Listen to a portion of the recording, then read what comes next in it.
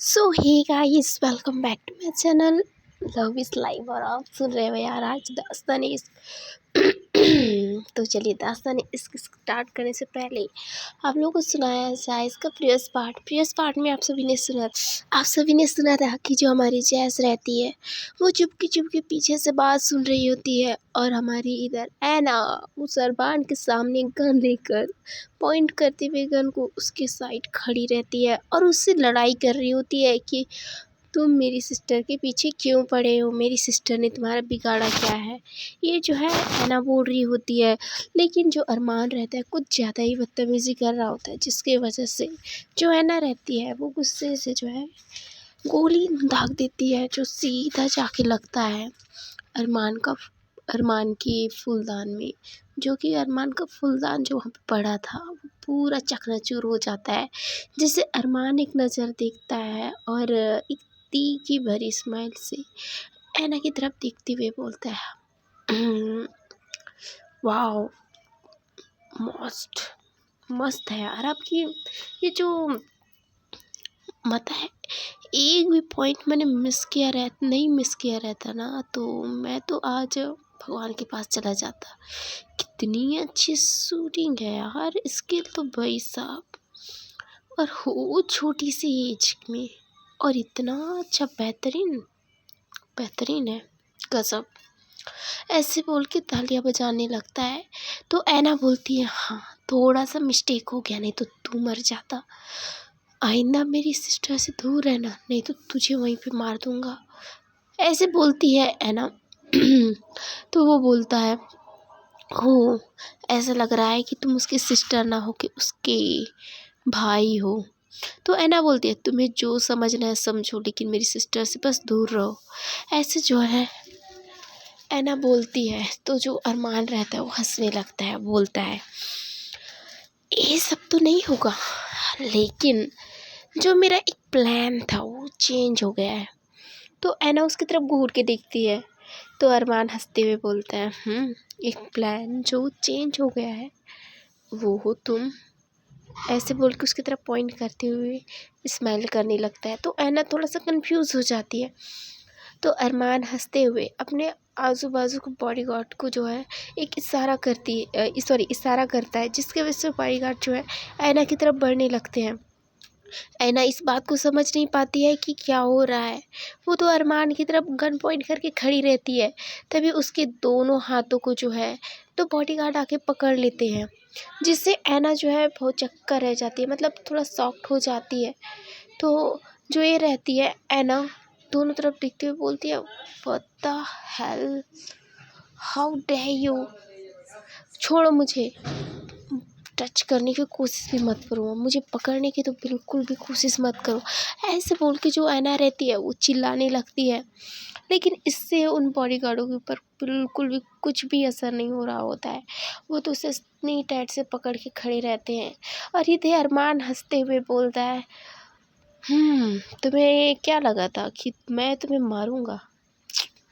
बिल्कुल नहीं, तुम्हें तो मारूंगा नहीं। तुम तो एक बोलते हैं ना, ताजी मछली हो, जितना ज़्यादा फड़फड़ाओगी ना उतना मेरे लिए अच्छा रहेगा। वैसे मेरा पॉइंट तो तुम्हारी सिस्टर थी, बट फर्स्ट पॉइंट तुम थी, मेरा टारगेट तुम थी, ऐसे बोल को हंसने लगता है। और है ना थोड़ा शॉक्ड हो जाती है, ये कहना क्या चाहता है, इसका मतलब क्या है, ऐसा वो सोचने लगती है। तो जो ये रहता है अरमान रहता है, उसे एक इंसान पीछे से आवाज़ देता है, रोहन सर। तो जो बंदा रहता है उस तरफ पीट करके देखता है, मतलब पीछे मुड़ कर देखता है। जो अरमान रहता है वो बोलता है, क्या हुआ? तो बोलता है, जेनिफर का कॉल आया है। तो ये बात सुनकर जो अरमान रहता है उर्फ रोहन रहता है, उसके फेस पे एक बड़ा सा स्माइल आता है।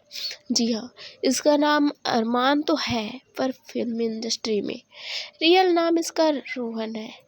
जो देखा जाए एक गुंडा भी रहता है, जिसकी तलाश बहुत ज़्यादा पुलिस करती है। इसके अब पीछा जो है बहुत दिनों से जैस भी कर रही होती है जब ये पुलिस में थी। सो ये उस टाइम ये कर रही थी, क्राइम ब्रांच में थी तो, लेकिन इसके बारे में बिल्कुल भी पता ना चलने की वजह से जो है इस फाइल को बंद कर दी थी जैस। लेकिन अचानक से जैस इस रोहन सर्स नाम को सुनकर थोड़ा सा हैरान हो जाती है कि ये अरमान ही रोहन है। तो इस बात को सुनकर तो जैस थोड़ा ही चौंका रह जाती है, बहुत चक्का हो जाती है कि क्या हो रहा है यहाँ पे। मैं तो कुछ और ही चक्कर समझ रहा था और यहाँ पे कुछ और ही है। मैं जिस फाइल को क्लोज कर दी थी वो फाइल फिर से खुल रहा है। रोहन ऐसे बोल के जो जैस रहते हैं वो हैरान हो जाती है। देन इधर जो ऐना रहती है वो बोलते हैं क्या रोहन। तो जो अरमान है वो ऐना की तरफ पीछे पलट के देखते हुए बोलते हैं हाँ रोहन। फिल्मी इंडस्ट्री में तो मुझे सब अरमान के नाम से जानते हैं, ये नाम तो उन्होंने दिया है, लेकिन मेरा रियल नाम रोहन रोहन मल्होत्रा है, ऐसे बोलता है।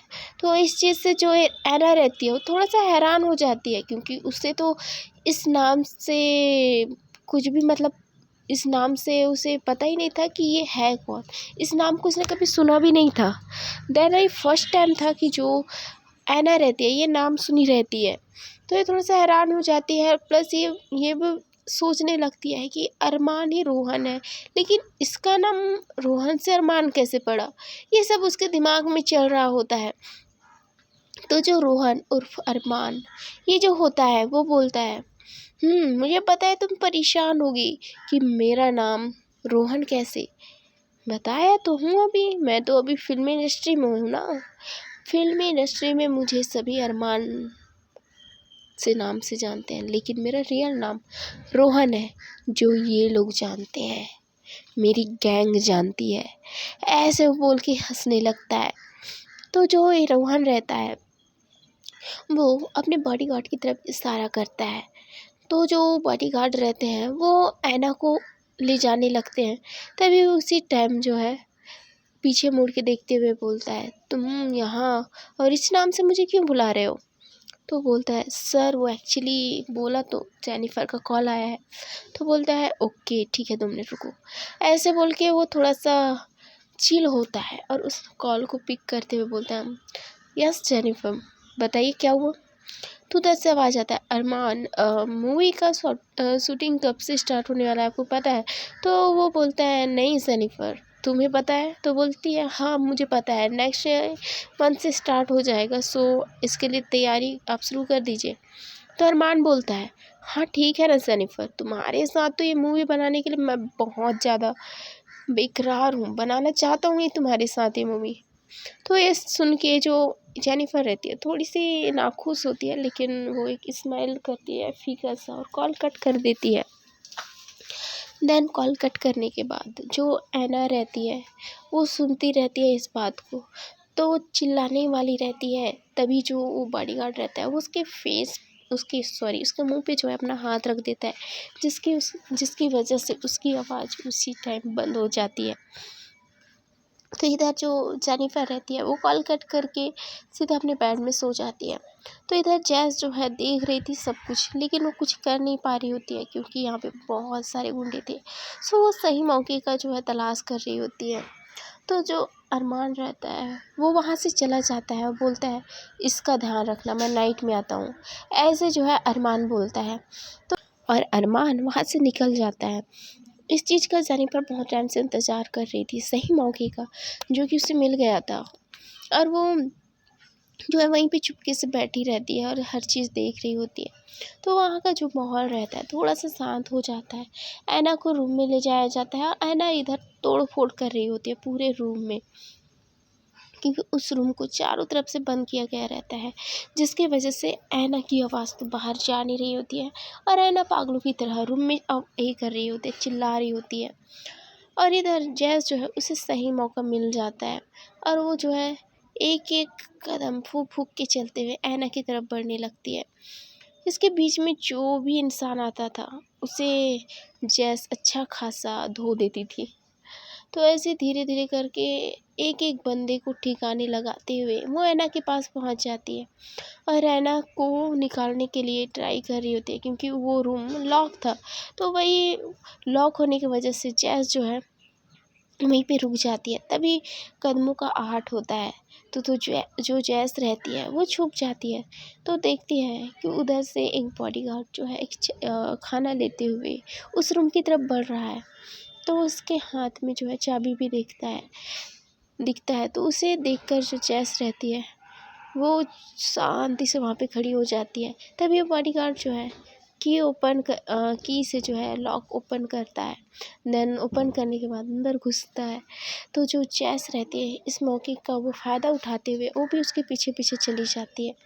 वो जो ये रहता है बॉडीगार्ड वो खाना वहीं पे रख देता है और पीछे पलटता ही है कि जैस उसके सर पे दे मारती है, जिसकी वजह से वो बेहोश हो जाता है। बेहोश होने पर जो आवाज़ आता है जिससे ऐना जो है सोई रहती है उसकी आँखें जो है खुल जाती है और वो खड़ी हो जाती है और दिखती है, जैस तुम यहाँ पे क्या कर रही हो? तुम्हें पता है कितना ज़्यादा खतरा है यहाँ पे?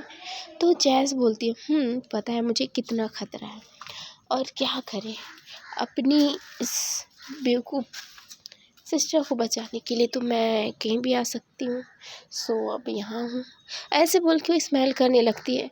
तो जो है ना बोलती है, हद है यार, अभी तुम्हें कुछ हो जाता तो मैं दी को क्या जवाब देती। तो ऐसे बोलती है। तो जैस बोलती है, अगर तुम्हें कुछ हो जाता तो तुम्हारी सिस्टर को मैं क्या जवाब देती।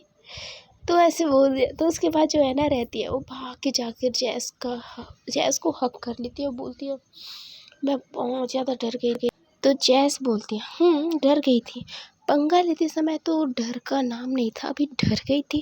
भाई क्या बात है, क्या बोल रहे थे, बड़ा बड़ा तो डायलॉग छोड़ रही थी कि मेरी सिस्टर के ऐसा करने की कोशिश भी मत करना, फिर नहीं तो मैं तुम्हें छोड़ूंगी नहीं, वगैरह वगैरह वगैरह। और अभी बोला जा रहा है कि मैं डर गई थी। OMG। तो बोलते, चुप करो जैस, मजाक का टाइम नहीं है, सीरियसली मैं डर गई थी। तो बोलते, हाँ हाँ पता है डर गए थे, तो मैंने जब पूछा इस बारे में तो तुमने मुझे कुछ बताया क्यों नहीं। तो ऐना बोलती है कि मुझे लगा मैं सब कुछ संभाल लूँगी। तो बोलते, अच्छा तुम्हें पता है ये कौन है। तो बोलती है, हाँ जैस तुम भी कैसी बात कर रही हो, मुझे पता है ये अरमान है। तो बोलते, अरमान। तो बोलती है, हाँ ओ सॉरी अरमान नहीं रोहन है। तो बोलती है, हाँ रोहन है, तुम्हें पता है रोहन कौन है। तो बोलते हैं, हाँ एक एक्टर है जिसे फिल्मी जगत में अरमान बोलते हैं। तो बोलती है, ओ अरमान, अच्छा अरमान तो फिल्मी जगत में इंडस्ट्री में बोला जाता है, लेकिन यहाँ उसे रोहन बुलाया जाता है। रोहन कौन है तुझे पता है। तो बोलती है, हाँ वो भी एक ये है ना एक्टर ही है, और क्या है। तो बोलती, एक्टर तो आप मैं क्या ही बोलूँ। तो बोलती, क्या हुआ, कुछ गड़बड़ है क्या। तो बोलती, हाँ गड़बड़ है, ये जो अरमान है उर्फ रोहन है, ये एक वांटेड है, एक गैंगस्टर है। इसके नीचे बहुत सारे ऐसे अनलीगल काम होते हैं ना, जिसकी तलाश हम कब से कर रहे थे। वो बंदा एक एक्टर है, आज मुझे पता चला। और तुम जिसे गलती से मारने आई थी, बाई चांस अगर मैंने तुम्हारा पीछा नहीं किया रहता ना तो तुम्हारा क्या हाल होता पता नहीं। ऐसे बोल के जो जैस रहती है उसके सर पे मारती है, मतलब धीरे से मारती है यार, ज़्यादा नहीं। देन जो ये रहती है जैस रहती है बोलती है, चलो अब निकले यहाँ से, अगर वो आ गया तो प्रॉब्लम हो जाएगी। तो जो ये रहती है ऐना रहती है वो बोलती है, हाँ हाँ चलो ना निकलते हैं। तो बोलते, हाँ डर गई बच्ची। तो बोलते, बच्ची मत बोलो के। तो बोलते, चल मेरी माँ निकलते हैं यहाँ से। तो बोलते, ओके चलो। तो ये दोनों वहाँ से निकलने लगते हैं, वहाँ से निकलते हैं आराम से, क्योंकि वहाँ पे बहुत सारे बॉडीगार्ड अभी पड़े थे। आधे सो तो जैस ने निपटाया था, लेकिन बहुत लोग तो भी बचे ही थे, बाहर सब थे। जैस जो है ऐना को छुपकाते जो है बाहर ले जाने का ट्राई कर रही होती है, लेकिन उसी टाइम जो है अरमान आ जाता है, उर्फ रोहन आ जाता है और बोलता है, कैसा है, सब ठीक है ना? तो बोलते हैं हाँ सब ठीक है सर। तो बोलते हैं ओके, और वो ऐना कैसी है? तो बोलती है वो तो अंदर रूम में है, उसके पास खाना ले जाया गया था, देन अभी सब ठीक है सर। तो बोलते ओके, मैं फ़्रेश होकर आता हूँ। ऐसे बोल के अरमान जो है फ़्रेश होने चला जाता है, और इधर जितने भी बॉडीगार्ड रहते हैं वो ज़्यादा ही सख्ती से वहाँ पे पहरा देना भी स्टार्ट कर देते हैं, जिससे जेनिफर भी थोड़ा सा चिंता में आ जाती है, क्योंकि वो अकेली नहीं थी, उसके साथ ऐना भी थी। अगर ऐना को कुछ हो गया तो जेनिफर को क्या जवाब देगी? इस बात से जेस का जो है दिमाग ख़राब हो रहा होता है, परेशान हुई जा रही होती है। तो अरमान जो है फ्रेश होकर बाहर आता है, बोलता है कहाँ है? तो बोलता है रूम में। तो ऐसे बोल के जो अरमान रहता है वो रूम की तरफ चलने लगता है। तो जैस जो है बोलती है हमें जल्दी से तो उस रूम में चलना चाहिए जिस रूम में तुम थी। तो ऐसे बोल के ये दोनों जो है उसी रूम में चले जाते हैं। जो जैस रहती है वो ऐना को बाहर से बंद कर देती है, जिसकी वजह से जो अरमान रहता है उसके ऊपर शक ना हो कि यहाँ पे कुछ गड़बड़ है। तो जो जैस रहती है वो अरमान का वेट करती है। अरमान आता है, रूम को खोलता है, वो थोड़ा सा हैरान हो जाता है कि इसको लॉक क्यों नहीं किया गया है। तो इस बारे में वो ज़्यादा ना सोचते हुए सीधा रूम में चला जाता है। रूम में जाता है तो देखता है कि ऐना वो बेड पे बैठी हुई रहती है। उसके पीछे पीछे जो जैस रहती है वो भी चली जाती है और दरवाजे के पीछे छुप जाती है, और जो अरमान रहता है उसके ऊपर ध्यान देने लगती है। Sorry guys. तो उसके ऊपर ध्यान देने लगती है। तो उसके बाद जो अरमान रहता है वो हंसते हुए बोलते हैं ओ शेरनी यहाँ पे है, ऐसे बोलते हैं। तो जो ए रहती है, ऐना रहती है, वो खड़ी हो जाती है, बोलती है तुम फिर से आ गए कमीने कहीं के, तुम्हारे पास कुछ काम नहीं है क्या? ऐसे बोल के जो ऐना रहती है वो अरमान के ऊपर चिल्लाने लगती है। तभी जो जैस रहती है उसी टाइम दरवाजे को बंद कर देती है, जिसकी वजह से जो अरमान रहता है उसका पूरा ध्यान दरवाजे की तरफ चला जाता है। दरवाजे की तरफ देखता है तो वहाँ पे जैस खड़ी रहती है, तो वो उसे देखकर हैरान हो जाता है, क्योंकि वो इसी के उस खेल में गया था, मतलब कंपटीशन में गया था। जब उसने जैस को देखा था तो वो उसे देखकर थोड़ा सा हैरान हो जाता है, और उसकी तरफ खुशी भरी निगाहों से देखते हुए बोलता है ओह आप मिस कमांडो, आप यहाँ पे कहाँ से? मैं इसकी वजह जान सकता हूँ? ऐसे बोल के जो अरमान है जैस की तरफ देखते हुए बोलता है। तो जैस जो है स्माइल करते हुए बोलती है आपके स्वागत में आई हूँ सर। ऐसे बोल के वो जो है एक मुक्का उसके जो है फेस पे मारती है, जिसकी वजह से जो अरमान रहता है दूर जाकर एक टेबल पे जाकर गिर जाता है। उसके ऊपर गिरने से जो है वहाँ पे जो कांच की जो ये रहती है पूरा चूर चूर हो जाता है, जिसकी वजह से जो अरमान रहता है उसके बॉडी पे थोड़ा सा जो है चोट आ जाता है, थोड़ा से थोड़ा ज़्यादा भी, क्योंकि उसके बॉडी पे कांच भी लग जाता है। तो अरमान जो है कहारते हुए खड़ा हो जाता है, बोलता है हाउ डे यू, तुमने मुझे मारने की हिम्मत कैसे की? तुम्हें पता है मैं कौन हूँ? तो बोलती है हाँ पता है, एक गैंगस्टर हो। I know mister Rohan Saxena. तो इस बात को जब ये रोहन सुन लेता है तो हैरान हो जाता है कि इसको मेरा नाम कैसे पता चला। तो जो जैस रहती है वो हंसते हुए बोलती है ओह तुम्हें लग रहा होगा कि मुझे तुम्हारा नाम कैसे पता चला? तो बोलती है कि तुमने जिसे किडनैप करके लाया ना वो मेरी सिस्टर लगती है। अरे ये इसका तो मैं पीछा बिल्कुल नहीं छोड़ सकती हूँ। तो इसके पीछे आके मुझे सब कुछ पता चल गया, जिसकी तलाश मैं कर रही थी वो एक्टर है। ये तो मुझे भी जानकर हैरानी हुई। ऐसे बोल के वो हंसती है। तो जो रोहन रहता है वो खड़े होते हुए बोलता है पता चला तो अच्छी बात है। ऐसे बोल के वो अपना सूट निकाल के उसकी तरफ फाइट करने के लिए आगे बढ़ते हैं। इन दोनों के बीच अच्छी खासी फाइट हो जाती है, जिसमें अरमान को बहुत ज़्यादा चोट आ जाता है, और जैस के एक मुक्के से अरमान का सर जो है दीवार से टकरा कर उसके सर फट जाता है, जिसकी वजह से उसके सर से बहुत ज़्यादा ब्लड निकलना स्टार्ट हो जाता है, जिसकी वजह से मौके पे ही अरमान की वहाँ पे मौत हो जाती है। तो ऐना उसकी तरफ देखती है और थोड़ा सा हैरान हो जाती है, और जो जैस रहती है वो ऐना का हाथ पकड़ के वहाँ से चली जाती है। सो हे गाइस, देखते हैं कि इसके आगे एपिसोड में क्या होगा। ये सब जानने के लिए तो आपको मेरे चैनल को सब्सक्राइब करना पड़ेगा।